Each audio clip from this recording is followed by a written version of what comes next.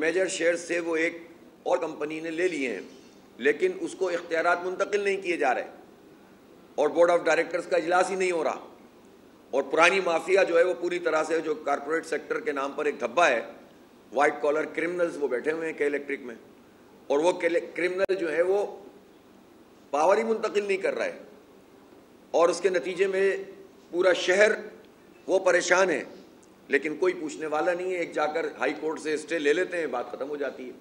اور یہ جو قانونی طور پر اتنا بڑا کام کے الیکٹرک کرتا ہے، تقریباً آج سے 3-4 سال پہلے کی میں بات بتا رہا ہوں کہ 78 کروڑ روپے انہوں نے جو ہے وہ ان ساری چیزوں کے اوپر خرچ کیے ہوئے تھے جو لیگل افیئرز تھے، اور ان لیگل افیئرز میں سارے عوام کے دشمن افیئرز تھے، جو کراچی کے عوام کو نقصان پہنچانے والے امور پر انہوں نے ایک بہت بڑی ٹیم رکھ کر یہ سارے کام کرتے رہتے ہیں، اسٹے پکڑتے رہتے ہیں، اور ہمارا عدالتی نظام طاقتوروں کو سہولت فراہم کرتا ہے اور عوام کے نقصان کے لیے جو ہے وہ ان کو سہولت کاری کا کام انجام دیتا ہے۔ افسوسناک بات ہے، عدالتوں میں لوگوں کو انصاف نہیں مل رہا، اور یہ جو ساری کارروائی ہے عوام دشمن کارروائی، وہ عوامی کے بلوں کے نتیجے میں جو ہے وہ پیسے جمع ہوتے ہیں ان کے پاس۔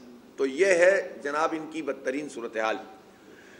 اب آ جائیے آپ، میں نے آپ کو بتایا کہ یہ جو 71% کرپشن ایک ایک ٹھیکے میں ہو رہی ہے، ریٹ سندھ میں 71% ہے، اور ظاہر ہے کہ سندھ حکومت اس کی براہ راست ذمہ دار ہے۔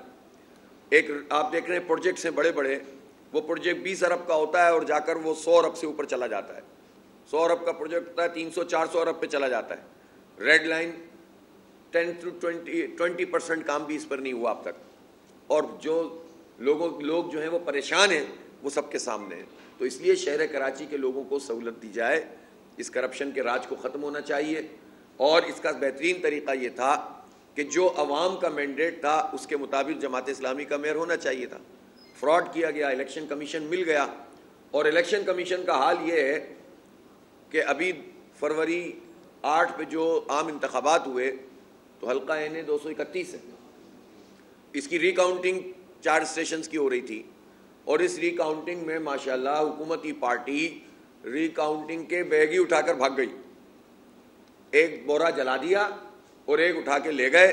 پاکستان میں کوئی قانون ہے، کوئی عدالت ہے، کوئی الیکشن کمیشن ہے، کوئی ادارہ ہے جو یہ پوچھے کہ یہ کیا ہو رہا ہے تماشا؟ اسے الیکشن کہتے ہیں اور اس کا پورا کام، اور الیکشن کمیشن سے بات کرو تو وہ ادھر ادھر کی باتیں شروع کر دیتے ہیں۔ تو یہ الیکشن کمیشن تھا جس کی وجہ سے جعلی قسم کے مینڈیٹ کے نتیجے میں کراچی میں جماعت اسلامی کو نہیں آنے دیا گیا اور جعلی طریقے سے مینڈیٹ فراہم کر دیا گیا۔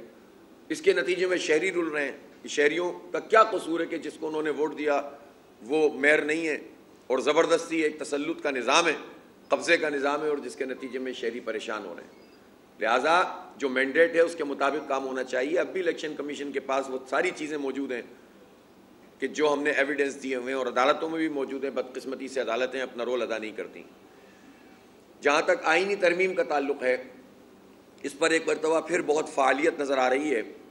پہلی بات تو یہ ہے کہ جب کوئی احتجاج کرنے جائیں یا کوئی بات کرنے جائیں تو حکومت کہتی ہے شنگھائی تعاون کانفرنس ہو رہی ہے، لہٰذا اس کو مؤخر کیا جائے، اور صحیح بات ہے یہ کہ پاکستان میں اگر کوئی سرمایہ کاری کا امکان موجود ہے، اور اگر ہمارے بیرونی مہمان یہاں پر آ رہے ہیں، تو ظاہر ہے پورے پاکستان کے لیے یہ عزت اور وقار کا معاملہ ہے کہ پیسفل ماحول میں یہ کانفرنس منعقد ہو، اور یہ پاکستان کی عزت بڑھانے کا سبب بن سکتی ہے۔ لیکن ساتھ ساتھ حکومت اسی دوران اگر یہ کارروائی ڈالنے کی کوشش کر رہی ہے کہ آئینی ترمیم کسی طرح سے لا کر اپنے مقاصد پورے کرے، تو یہ کسی صورت میں بھی قابل قبول نہیں ہے۔ پہلے دن سے ہمارا موقف یہ ہے کہ اس آئینی ترمیم کو کلیتاً مسترد ہونا چاہیے، اور اس پر یہ جو گفتگو کا سلسلہ شروع ہو گیا ہے مختلف پارٹیوں نے، حکومت اور اپوزیشن نے، یہ بالآخر کسی خرابی پر ہی منتج ہوگا، اور اس کے نتیجے میں حکومت اپنی مرضی کا چیف جسٹس، اپنی مرضی کی عدلیہ اور اپنی مرضی کا جو ہے وہ عدالتی نظام وہ لانے میں جو ہے وہ کامیاب ہو سکتی ہے۔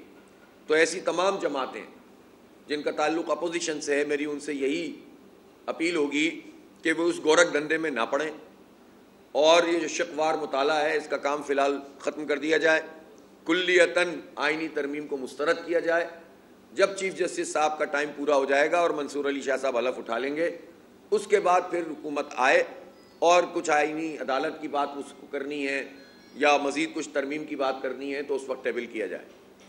اور افسوسناک بات یہ ہے کہ جو حکومتی جماعتیں ہیں وہ بھی ساری کی ساری تیار تھیں اس بات کے لیے, اور اگر یہ راستے میں رکاوٹ نہ بنتی تو یہ تو تقریباً 20-25 دن پہلے کام ہو چکا تھا اور سب نے مہر لگا دی تھی.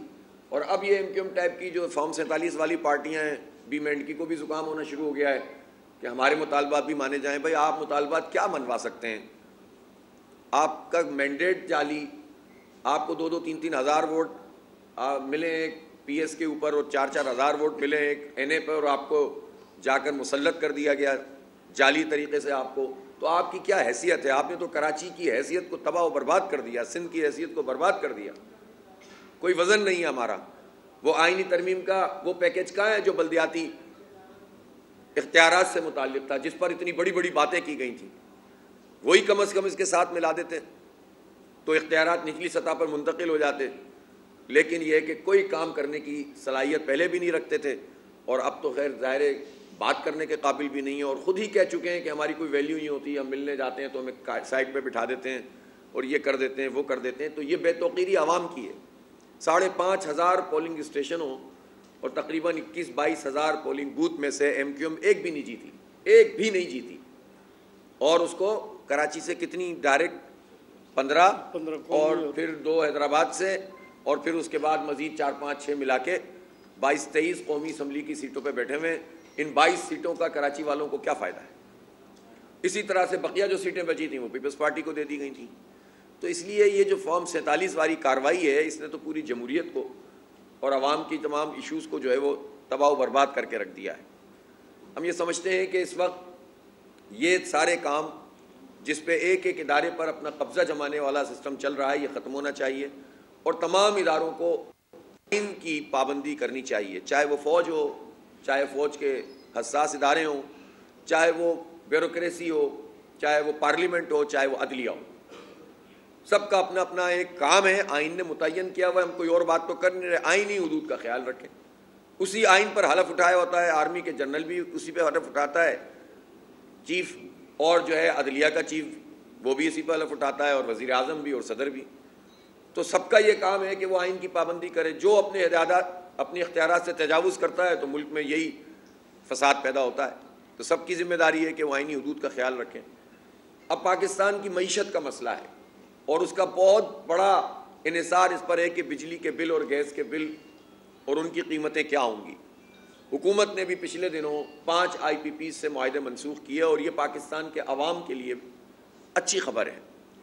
اور اس میں مبارکباد پیش کرتا ہوں تمام پولیٹیکل ورکرز کو, جنہوں نے جدوجہد کی, جنہوں نے دھرنے دیے, جنہوں نے احتجاج کیا, پنڈی میں 14 دن دھرنا کیا, حکومت کو معاہدے پر مجبور کیا, پرامن ہڑتال کی, سارے تاجروں نے مل کر اس میں تعاون کیا, اور ابھی بھی ہمارا یہ پورا سلسلہ جاری ہے. لیکن 5 آئی پی پی سے اگر 411 ارب روپے حکومت کے مطابق قومی خزانے کو فائدہ ہوا ہے, تو دیکھیں سیدھا سیدھا حساب ہے کہ پنجاب تقریباً پاکستان کی آبادی کا آدھا اور اس سے زیادہ ہے. 2 مہینے کے لیے پیک کے جو مہینے تھے اس میں پنجاب حکومت نے اگر 14 روپے فی یونٹ کم کیے تو اس کا کل امپیکٹ 50 ارب روپے بھی نہیں آیا. تو اس کا مطلب یہ ہے کہ اگر پورے پاکستان میں بجلی کی قیمتوں کو کم کر دیا جائے, فوری طور پر یہ قیمتیں کم از کم 15 روپے کم ہو سکتی ہیں, جتنا امپیکٹ قومی خزانے میں ان آئی پی پیز کے بند کرنے کا اگر آ رہا ہے, جو حکومت نے کہا ہے, ہم نے تو نہیں کہا. تو یہ جب تک بجلی کے بلوں میں منتقل نہیں کیا جائے گا یہ فائدہ, تو پھر ظاہر ہے کہ اس کا پورا نتیجہ سامنے نہیں آئے گا. جیسے ہی آپ بجلی کے بل کم کریں گے, آپ انڈسٹری کو سستی بجلی دیں گے, آپ ریزیڈینشیل ایریا کو سستی بجلی دیں گے, لوگوں کی زندگی آسان ہوگی, تجارت چلنا شروع ہو جائے گی, صنعتیں کام کرنے لگیں گی. اس وقت اچھی صنعتیں 30%, 20%, 40% پہ چل رہی ہیں. گیس کے بل بڑھا دیے ہیں. یہ فکس چارجز کیا ہوتے ہیں دنیا میں, یہ کیا چیز ہے فکس چارجز جو گیس کے بل میں لگ کر آ رہا ہے 1000 روپیہ, اور بجلی کے بل میں لگ کے آ رہے ہیں. طرح طرح کے ناموں کے ساتھ جو ہے وہ آپ ٹیکس لگا دیتے ہیں اور لوگوں سے پیسے وصول کر رہے ہیں. اور حال کیا ہے, جب ہم نے یہ مطالبہ کیا کہ جاگیرداروں پہ, بڑے جاگیرداروں پہ ٹیکس لگاؤ, بڑے وڈیروں پہ ٹیکس لگاؤ, جن کی سینکڑوں ایکڑ زمینیں ہیں، 50 ایکڑ، ہزار ایکڑ، اور ایسے لوگ پورے پاکستان میں صرف 4% ہیں، زمینداروں میں ایسے صرف 4% ہیں۔ اگر ان کے اوپر ٹیکس لگ جائے تو سینکڑوں ارب روپے ہمارے پاس آ جائیں گے۔